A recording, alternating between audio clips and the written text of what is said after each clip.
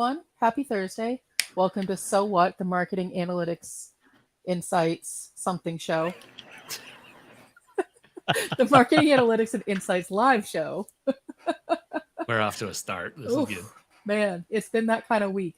Well, the three of us are together again. It's been a while since the three of us have actually been on a show together for, scheduling and whatnot. So, it's a big day. And with that, we're talking about big stuff. We're talking about current social media benchmarks. We'll be talking about what they are, what are the latest trends moving into next year, and how to measure your own benchmarks. And so we were talking about benchmarks in our Slack group, Analytics for Marketers, the other day. And it's interesting the way that people use benchmarks, and not just social media benchmarks, but industry benchmarks as a whole. So it'll be interesting to see where we go with this. So Chris, where should we start?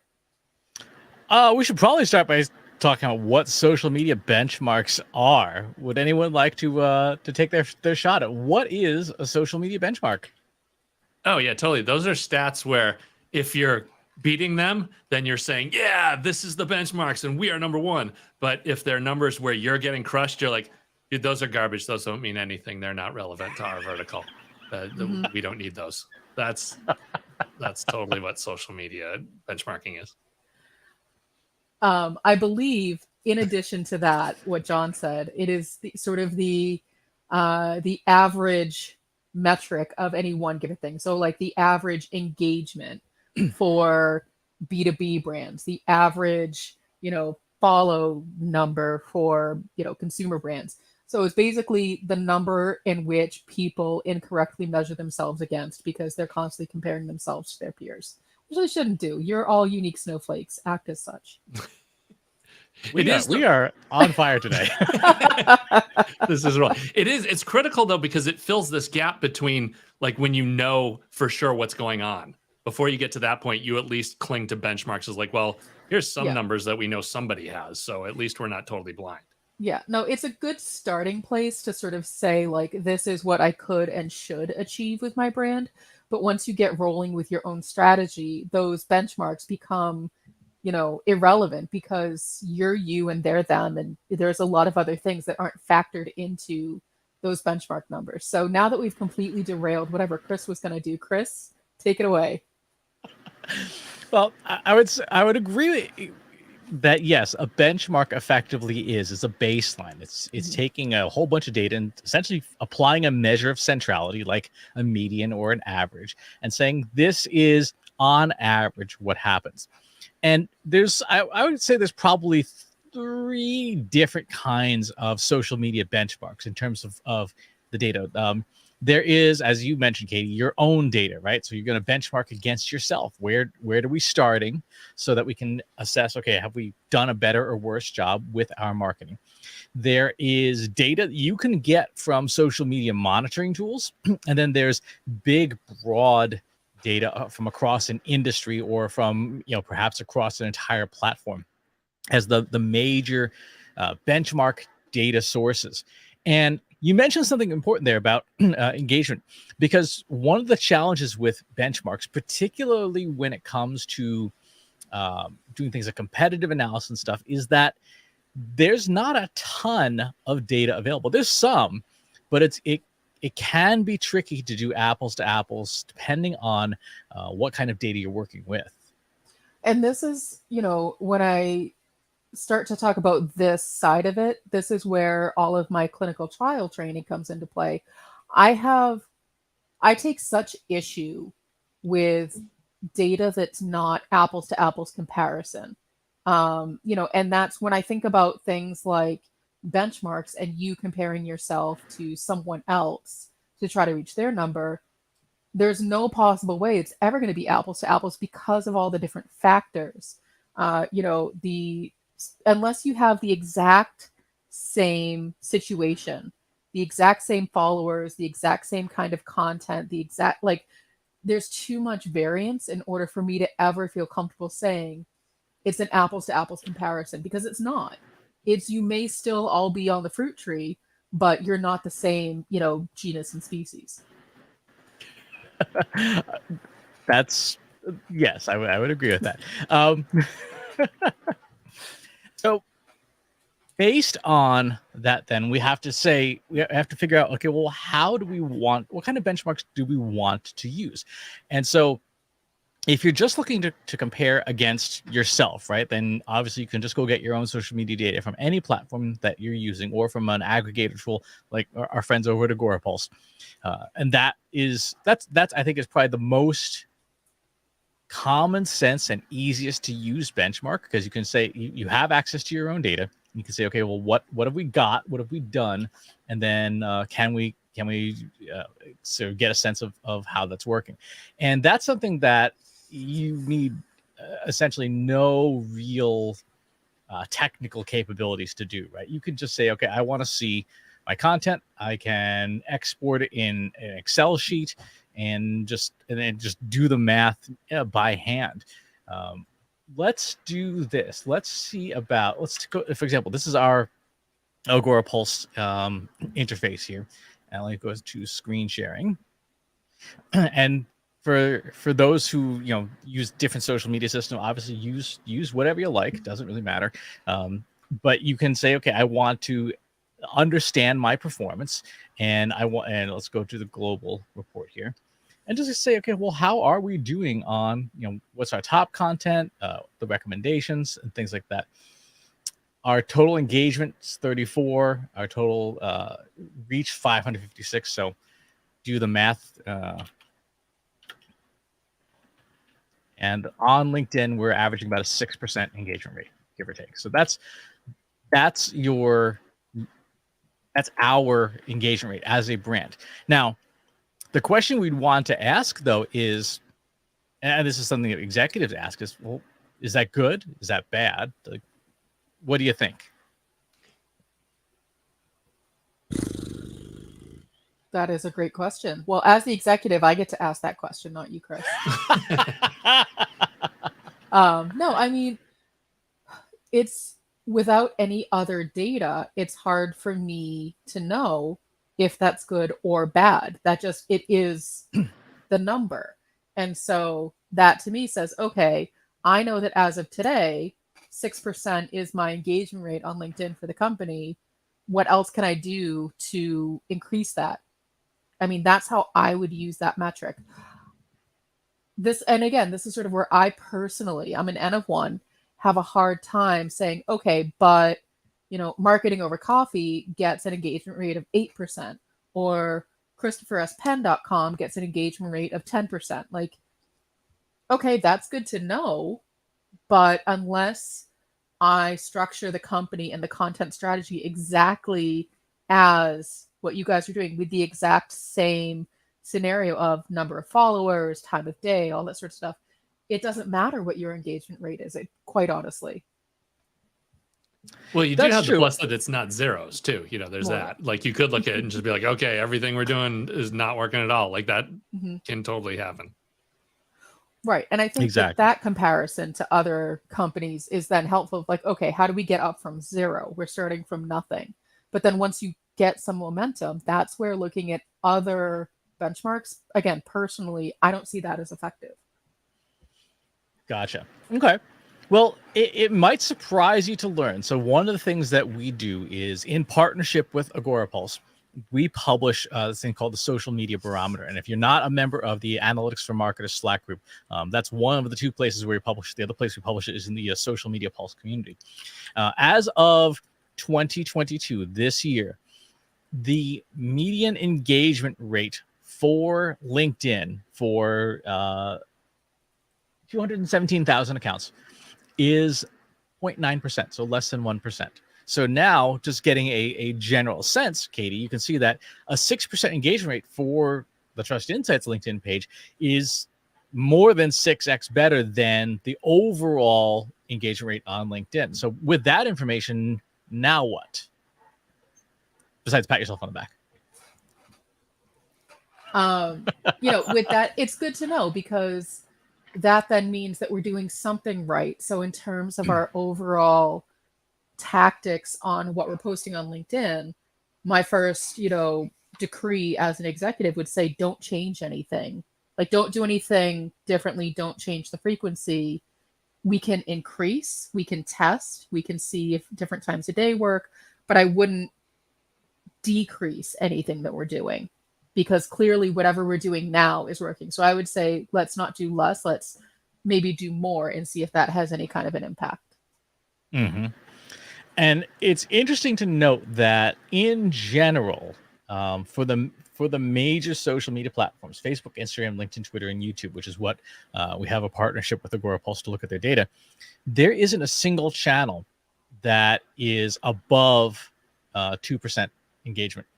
Now, granted, this is for every brand and company and influencer that uses their platform. We're talking everybody from, that one guy who does like marshmallow reviews on YouTube to, a Fortune 10 company. So it is everything aggregated together. And that is one of the challenges with aggregate benchmarks, is that it really isn't specific to your business.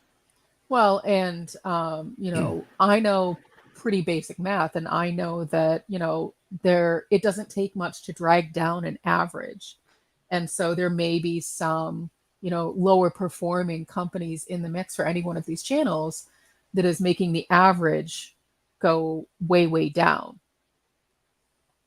Exactly. So how should we solve that? How should we get around that? Around what specifically? Around the fact that you've got this big swamp of generic social media stuff. And, how do we know maybe the kind of benchmark that would be useful for us as a company?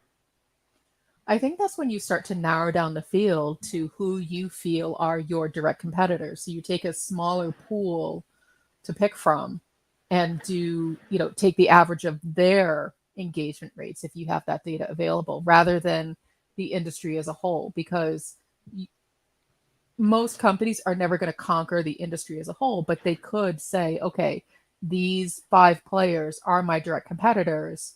Let me get ahead of wherever they are. What is their average? Exactly. So one of the ways to do that is with social listening tools. So social listening tools can help you, instead of looking at everything, which is unhelpful, you can thinly slice. So here, this is Talkwalker, again, one of the companies we partner with fairly frequently. I typed in pumpkin spice latte because I wanted to. Of course you did. Of course you did. Fine. All right, I'll put in Google Analytics 4. So pumpkin spice lattes and Google Analytics 4. What we can do, boardroom. What we can do is we can take this data and just look at it at a very high level. Obviously, if we go into the sort of the top level metrics in the platform, it will help round up and just give us a general sense of, for example, which topic gets more engagement, things like that, what sort of the sentiment is around those topics. More people like pumpkin spice lattes than Google Analytics 4, which is not terribly surprising. However, underneath the hood with software like this, you can actually export the data out and start slicing and dicing it. The advantage of going topic-wise is that if you have something, say, like a predictive calendar that has specific keywords, or you have a strong SEO program, you can sort of get a snapshot assessment of where does this stuff resonate? Like, what kinds of trends, what kinds of networks are available? Where does stuff do best from the raw data itself? So I've gone ahead and exported out this data. And let me just do a little bit of cleaning here because I want to... while he's grinding away, I do want to point out on that last screen that pumpkin spice latte was more beloved than GA4, but it was also more hated than GA4. I feel like pumpkin spice latte is very polarizing. You get the people who love it or the people who hate it, but you don't have people who are just kind of meh about it. Big middle. Yeah.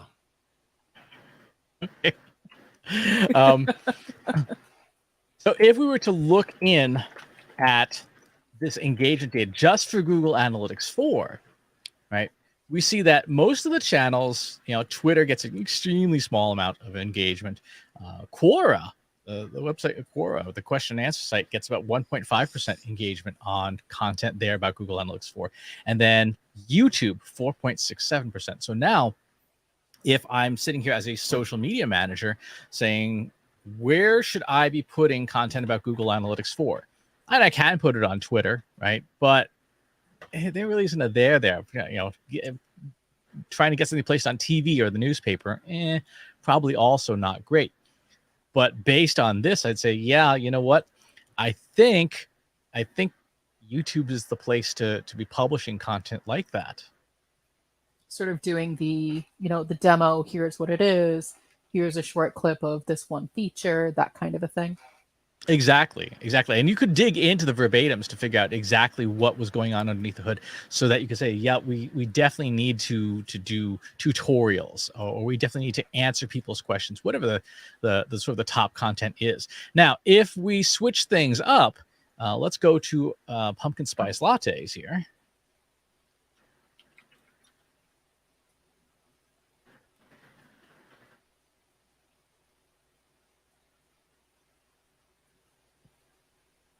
Okay, and we'll zoom in here. For pumpkin spice lattes, we have Twitter with, again, a very small sliver of engagement, Quora without the same general amount, YouTube without 6%, and TikTok with 11.2% engagement. So if we're thinking about engagement and benchmarking engagement for pumpkin spice latte related content, seems pretty clear to me that we've got to be doing stuff with TikTok. We've got to figure out how to get content on there. And we saw earlier this week, it was in yesterday's Trust Insights newsletter, even for boring content like, B2B marketing or e-commerce or analytics, TikTok was still averaging on a 9% engagement rate for content on that particular topic. And so there's, from a benchmarking perspective, there's a there that we might have to change our social media strategy for. It's interesting because we started in talking about sort of the broad strokes of, benchmarks, but now you're digging into the topic level benchmarks per social media platform. And I wonder, how realistic that is for, a company that isn't us, who, they write about, 20 different topics. How easy is it for them to do this kind of analysis without something like R? Like, is that possible? Can they do it all within TalkWalker? I don't know the answer to that question. I know that you can get the broad themes and dig into the broad themes about a topic and see sort of how that topic looks. Let's take a look here. But does it tell you which channel is the most popular for that topic? Let's see. Because I feel like at a very high level, that might be, a starting place if you are starting with your content and social media strategy, to say, all right, I have been tasked with writing as much as I can about Google Analytics 4 and bringing in awareness and engagement into my website. Where the heck does this content go? Because you can't necessarily, you could just sort of post it everywhere and hope for the best, but chances are you don't have that kind of, time and resources to do that. So if you wanted to sort of prioritize where you were going, that would be helpful. Yeah, I want to say I believe you can. I believe you have to change it from a general project to a monitored analytics project. And yes, so you can, and then you choose media types, and you can say, okay, show me the media types for pumpkin spice lattes. And it probably has not populated yet because they literally just created the project. But there is a way to slice and dice that. If you don't have data processing capabilities on the back end, you still can do this. So I think that that's an incredibly helpful way to be thinking about it, rather than looking at, what are my competitors doing?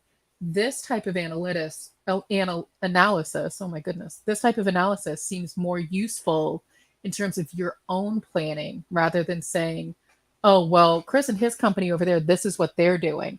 Well, who cares what they're doing? This is the type of data that you should be looking at to inform your plan. Mm-hmm. Exactly. I figured out what was wrong. I have to go talk to our friends at TalkWalker. I have exceeded our monthly data limit. Oh, Chris. Shocker. Exactly.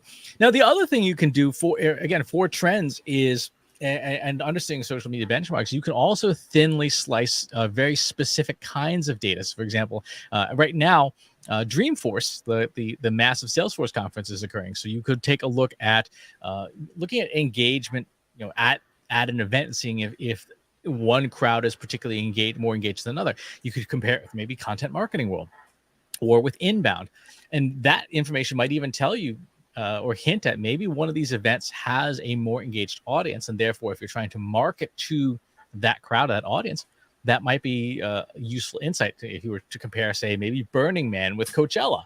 If you're a consumer brand, you might want to say, yeah, this has the more engaged audience. We might be able to get more attention to us based on the benchmark of engagement within these topics. Mm-hmm.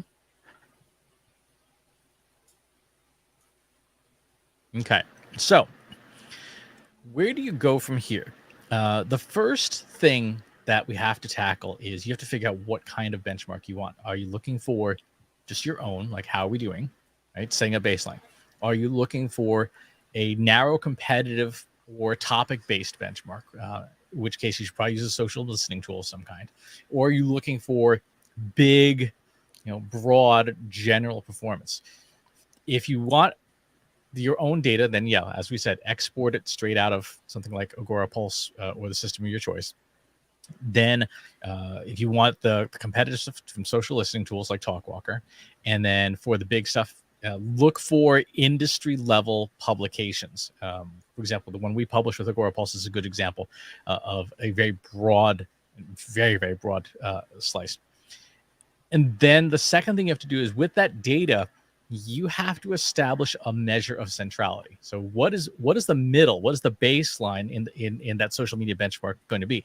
Is it an average? Because as you know, averages can get really, really, really skewed by one or two major overperformers or one or two major overperformers.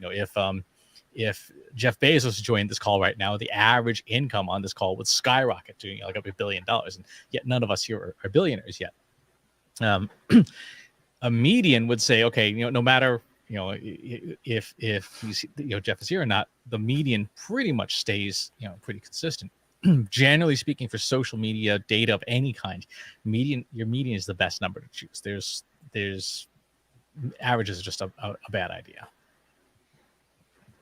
I'm curious, because you have both had your own individual, online assets, prior to Trust Insights, so Chris, do you ever look at, competitive benchmarks for your own stuff? And John, same question to you for Marketing Over Coffee. Like, do you care?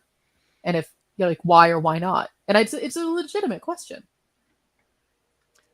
Yeah, usually not. I mean, because it falls into that thing of you end up just either proving you're awesome or that you're a loser. You kind of get stuck between those 2 points. There's no middle ground. It is interesting to look at it and dig in and kind of see what's the distribution. Like, it's really interesting to see, like, okay, so this person over here is very similar to what we're doing. Like, which channels are they crushing it in, and should I be in some other channel? And to see what kinds of content they're publishing that's working, trying to get a better feel for, like, okay, this kind of stuff seems to run. So to give you, help with your content calendaring, that can help a lot. In my occasionally more petty moments, I will look at certain individuals to see, like, okay, is this person who I don't think of it very highly, how are they doing with their stuff? But in general, no. Generally, I don't even benchmark my own stuff personally, because personally, at least for social media benchmarks, I've written off social media. I think social media just generally, I've kind of said, whatever. I do pay attention to the analytics, the data I get in Google Analytics itself. So which channels are driving traffic. And I think that's a useful benchmark to say, like, okay, in GA4, which of these social channels does anything. But I found that private social media communities like the Analytics for Marketers Slack group do a way better job at driving traffic and converting than, say, Facebook, which I try to avoid like a plague. For guiding performance, I don't look at social media benchmarks very much. I look at search data, because to me, what somebody types into a search engine behaviorally tends to precede what someone is going to talk about, right? Because you're going to search for it first to learn about it. And those queries I find much more informative to see. There was what the book title is called, Everybody Lies. What people type into search engines they would never ask another human being. That data, I think, even though we know it's partially obscured, is still super informative for understanding where the audience's head is at, and then being able to create content around it. Mm-hmm. When we started Trust Insights, I think we definitely did sort of so that we could put together our business plan, we needed to look at those benchmarks of, who we thought were going to be our peers.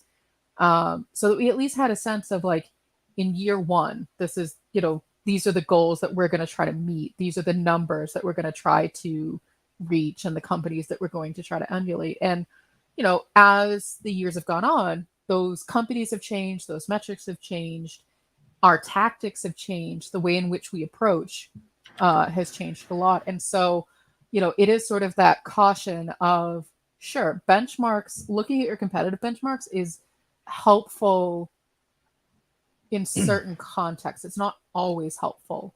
Because again, the content strategy that you have may be different from the content strategy that your competitor has. Maybe they have the resources to churn out 100 blog posts a week, and you only have the resources to churn out 10. It's not then a fair comparison to say that their search is better than yours. Like, obviously it is. They have volume working in their favor. And so those are the other data points that need to be factored in when you're thinking about looking at benchmarks outside of your own organization. Yeah. The one thing I will say that the system-wide benchmark does help with is understanding when there has been a system change, when something has changed at the platform level. So if we look at this chart here, that red line, that represents Facebook. And you can see the engagement on Facebook for most brands for the first half of 2022 was essentially almost zero. It was really, really low. And then right around end of May, beginning of June, you see that it creeps up. Now, it's still not a lot. We're still talking about 0.5%, but there was a system-wide change in terms of how Facebook engagement was working for companies, again, on the Agora Pulse platform. We're talking still hundreds of thousands of accounts.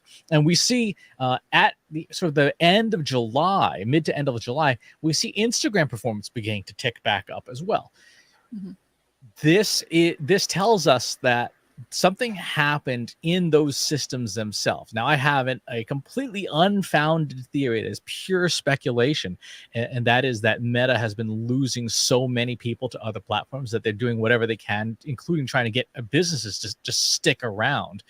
So letting the algorithm essentially give favor back to businesses to say, like, don't leave us for TikTok yet, please. But I can't prove that from this data. But I can prove that something materially did change on those platforms this year. Mm-hmm. Yeah, and I think we were talking about that yesterday in a different context in terms of, overall growth and numbers going up, the rate in which people are leaving certain things or unsubscribing versus, new people coming on board. Like, it's kind of, it's chasing its tail. We don't know which one is moving faster.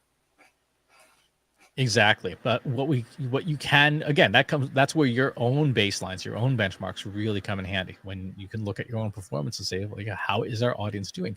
Something as simple as just looking at new versus returning users in your Google Analytics from social media will let you know, am I retaining a loyal audience, or am I just churning people? Is it a revolving door? Somebody comes in from social media, looks around, doesn't like what they see, and just bails out. That can be a problem. Mm-hmm. Now I want to share something, Chris. So I'm going to share my screen. Go for it. Let's see if I can do this without breaking everything.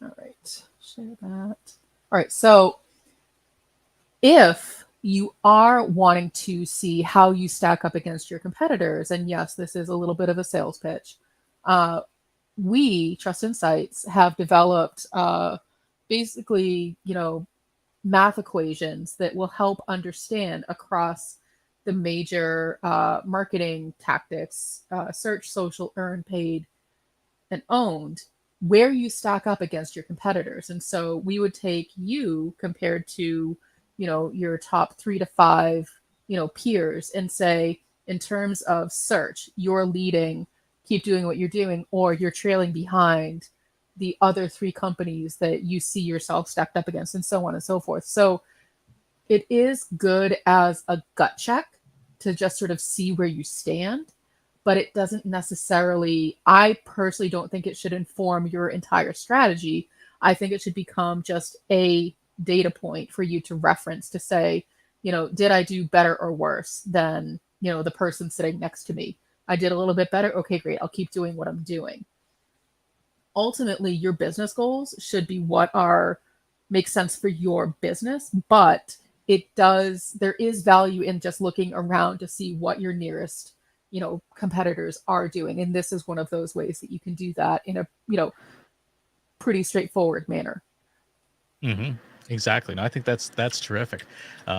Going back to what we were talking about earlier as well, too, if you are familiar with Google Analytics 4, right, and Google Data Studio, one of the things you can do just to gauge social media, you set a social media benchmark, is put together a super simple chart of new users versus returning users, and just say from a channel grouping, assuming you set up your channel groupings correctly, I want to look at organic social media and say, okay, over time, what does my new versus returning users look like for social media? You should be able to make a determination like, yeah, social media is either driving a loyal audience or it's not. In this case, when we look at this particular GA4 account, social media is not. It's not doing a great job of bringing in that loyal audience, right? So our baseline, our benchmark for social media is kind of not great. It's not a channel that's working well for this particular account. I think this is my account, but that, I think, when we talk about setting a social media benchmark, is a very useful way of looking at it, saying what traffic are we getting and what quality traffic is it? Are we getting people to keep coming back? Are they paying attention to us? Or is it just a constant stream of looky-loos, which it kind of is? And, again, shameless plug, if you haven't set up Google Analytics 4, call us. Mm-hmm. Let's see. Yeah, no, and that's the thing, is there are ways in which you can look at your own data, and a lot of that is, things that we can help with. And one of the purposes of us doing this live stream in general is to help show, like, here's what's possible, but then also, by the way, we can help you do the thing. So yes, the show is always kind of a shameless plug. That makes John happy. It makes his job easier. Shed a tear. My baby. So to sort of summarize, we've gone through what the social media benchmarks are, where you get the data, what data is available, how do you get the data, the trends that we see going into 2023, certainly at a aggregate level and at a topic level. If you want eyeballs and your audience is there, you probably should be doing stuff with TikTok. I mean, whether or not that's your thing, you don't really get a say in, because the audience dictates everything. And then in terms of getting started, export your data from wherever it lives, choose that measure of centrality, establish your baseline, and then do your best to beat your baseline, particularly if it's your own data that you're trying to best figure out what did work, what didn't work, your top 5 or 10 or 20 posts on any given platform. Figure out how do you improve on that. If you want a copy of this, we're going to put it in the Analytics for Marketers Slack group. We'll just drop the PDF in there, so make sure that you stop on by. Yeah, I think that makes sense. And, if you want help understanding your own benchmark data, then definitely give John a call. He would be happy to talk to you day or night, 24/7. His phone is never off. Right here. Click today. Make sure you hit that like button and mash subscribe. Yeah. See, I thought you were going to go with the whole Ghostbusters. No problem is too big, no fee is too big. No fee is too big. Right. I think that kind of wraps it up for today, guys. I think it does. Thanks for tuning in. We'll catch you next week. Thanks for watching today. Be sure to subscribe to our show wherever you're watching it. For more resources and to learn more, check out the Trust Insights podcast at trustinsights.ai/TI podcast. and a weekly email newsletter at trustinsights.ai/newsletter. Got questions about what you saw in today's episode? Join our free Analytics for Marketers Slack group at trustinsights.ai/analytics for marketers. See you next time.